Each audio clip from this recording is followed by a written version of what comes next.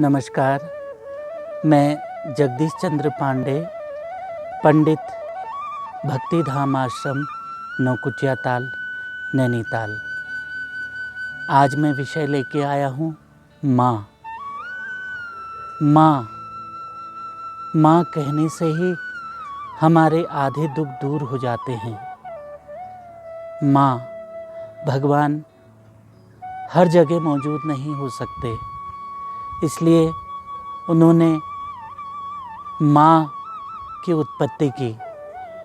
हर घर में एक माँ है जो अपने बच्चों का ख्याल रखती है, हमारा लालन पालन करती है, हमारे लिए खाना बनाती है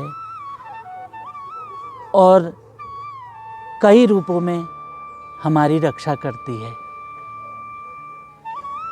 हमें सुरक्षा प्रदान करती है और बच्चे की पहली गुरु माँ ही होती है। ऐसी ही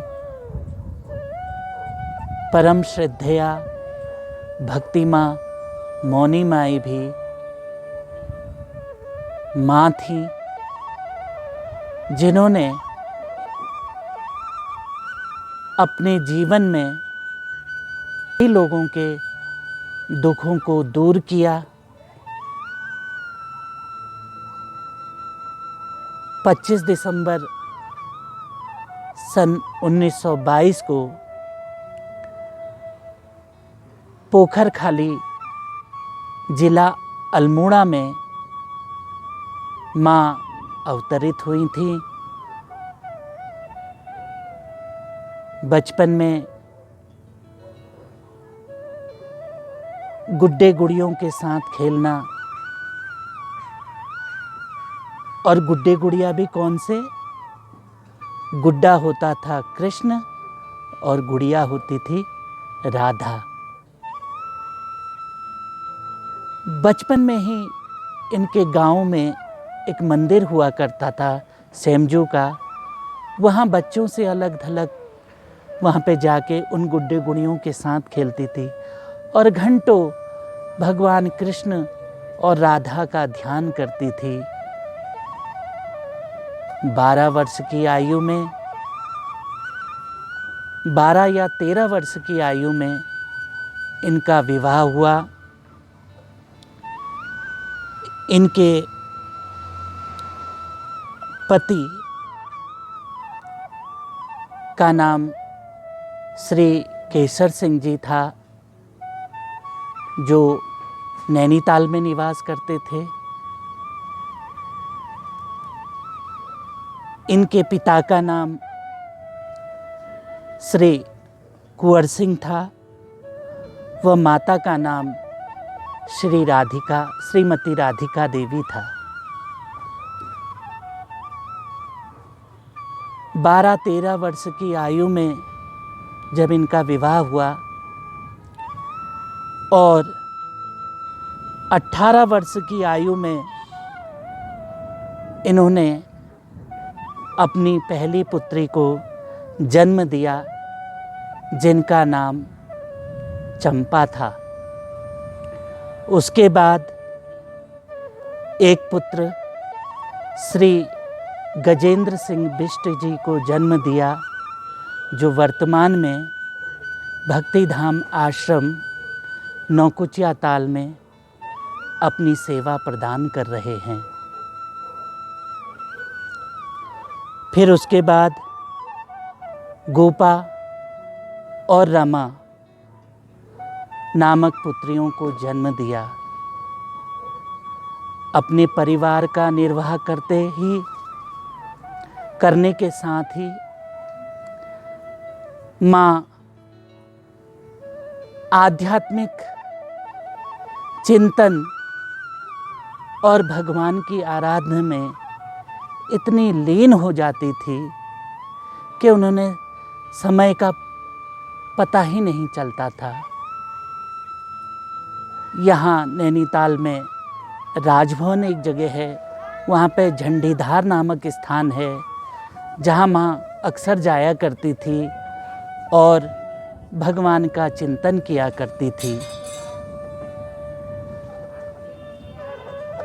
सन 1934-35 के करीब बाबा नीम करोली महाराज नैनीताल आए और मनोरा नामक स्थान पर रुके और मनोरा की चोटी पर उन्होंने हनुमान जी की स्थापना की।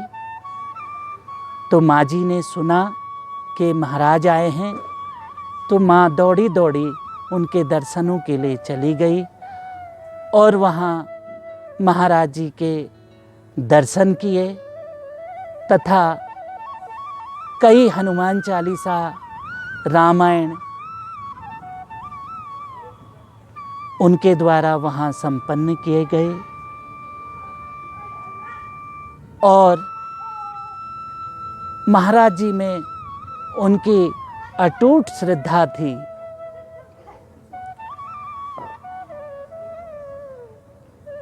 जब बाबा भूमियाधार में गए तो माँ नैनीताल से भूमियाधार पैदल जाती थी बाबा जी के दर्शनों के लिए और उनका अधिकांश समय बाबा जी के साथ ही बीतता था। गुरु हमारी कठिन परीक्षा लेते हैं तो बाबा जी कई बार उन्हें डांट भी दिया करते थे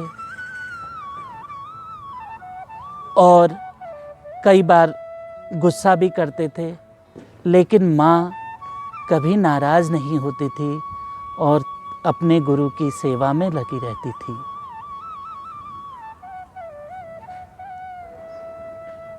जिस किसी ने भी उनको देखा या उनका ध्यान किया या उनको अपना गुरु बनाया, उनके समस्त पाप, समस्त कष्ट जो है माँ ने दूर किए। आज भी लोग बहुत दूर दूर से माँ की समाधि के दर्शन करने आते हैं। नौकुचिया ताल भक्तिधाम आश्रम आप हल्द्वानी के रास्ते भीमताल होते हुए आ सकते हैं। चारों तरफ से पहाड़ियों से घिरा हुआ यह स्थान बड़ा पावन पुनीत है, जहाँ माँ आज भी साक्षात विराजमान है।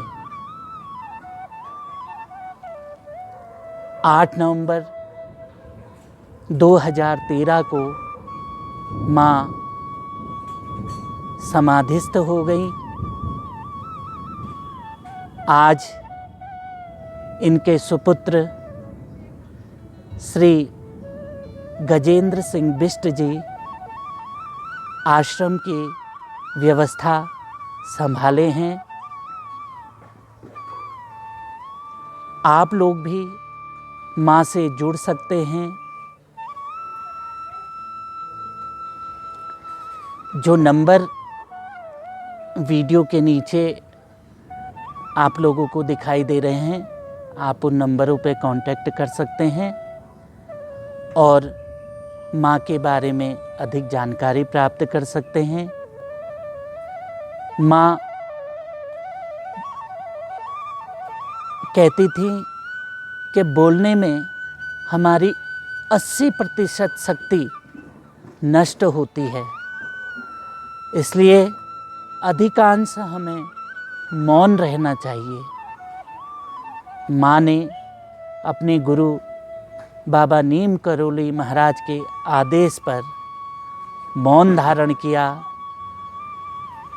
आज भी माँ जिस स्लेट में लिखती थी, वो स्लेट आज भी भक्तिधाम आश्रम में मौजूद है। आप उसके दर्शन कर सकते हैं, लेकिन कोरोना की वजह से इस समय आश्रम बंद है।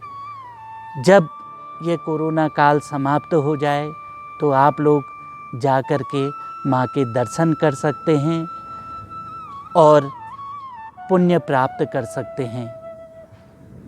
जो सेवा आप लोग देना चाहते हैं, चाहे दान के माध्यम से हो, चाहे धन के माध्यम से हो, चाहे तन के माध्यम से हो, किसी भी माध्यम से आप वहाँ अपनी सेवा प्रदान कर सकते हैं।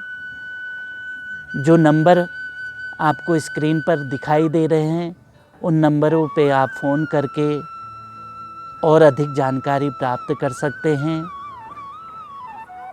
इन्हीं शब्दों के साथ नमस्कार।